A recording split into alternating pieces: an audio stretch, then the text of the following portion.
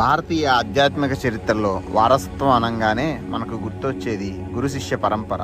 ఒక గొప్ప గురువు తన అవతారాన్ని చాలించినప్పుడు ఆ జ్ఞాన జ్యోతిని ఎవరు ముందుకు తీసుకెళ్తారు? సాక్షాత్తు ఆ పరమశివుని అవతారంగా భావించే ఆదిశంకరాచార్యుల వారి దిగ్విజయ యాత్ర ముగిసిన తరువాత ఆయన ప్రధాన శిష్యుడైన సురేశ్వర ఆచార్యులు ఆ బాధ్యతను స్వీకరించారు. కానీ ఆ తరువాత అద్వైత వేదాంతాన్ని ఎవరు కాపాడుతారు? ఈ ప్రశ్నకు సమాధానమే ఒక బాల మేధావి. ఆ బాలుడే సర్వాజ్ఞాత్మన్. సర్వాజ్ఞాత్మన్ అంటే అందరిలో ఉన్న ఆత్మను తెలుసుకునేవాడు అని అర్థం. పురాణాల ప్రకారం ఆదిశంకరులు స్వయంగా ఈ బాలుడి అపరమైన ఆధ్యాత్మిక తేజస్సుని చిన్న వయసులోనే గుర్తించారు. రాబోయే కాలంలో అద్వైత వేదాంతాన్ని కాపాడటంలో ఇతనిదే కీలక పాత్ర అని శంకరులు ముందుగానే ఊహించారు. ఆ తరువాత ఈ బాలుడు సురేశ్వర ఆచార్యుల చెంతకు చేరాడు. సురేశ్వరులు కర్మ మరియు విధి నిర్వహణలో ఆరితేరినవారు. అటువంటి గురువు ఈ స్వచ్ఛమైన మేధస్సు గల యువ సర్వాజ్ఞాత్మను అంతిమ సత్యం వైపు ఎలా నడిపించారో ఈ సర్వాజ్ఞాత్మన్ ఎదుగుతున్న కొద్దీ ఆయన ముందు ఒక పెద్ద సవాలు నిలిచింది.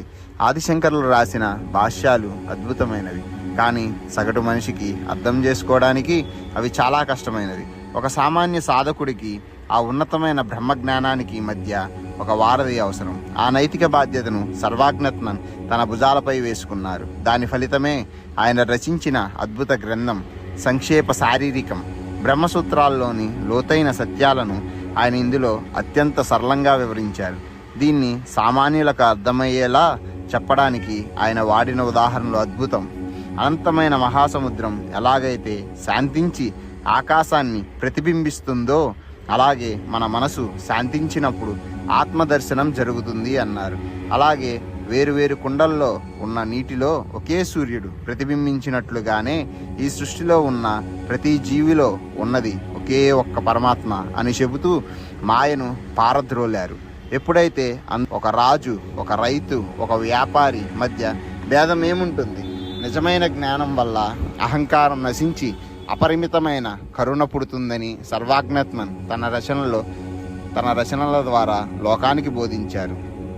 కాలక్రమంలో సర్వాజ్ఞాత్మన్ ఒక గొప్ప సన్యాస ఆశ్రమ నాయకుడిగా ఎదిగారు. 9వ శతాబ్దంలో కామకోటి పీఠానికి పీఠాధిపతిగా బాధ్యతలు స్వీకరించారు.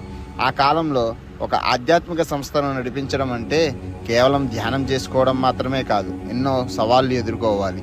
శాంతియుతమైన మేధోపరమైన చర్చల ద్వారా అద్వైత వేదాంతాన్ని ఇతర సిద్ధాంతాల నుండి రక్షించడం ఆయన ప్రధాన కర్తవ్యంగా మారింది.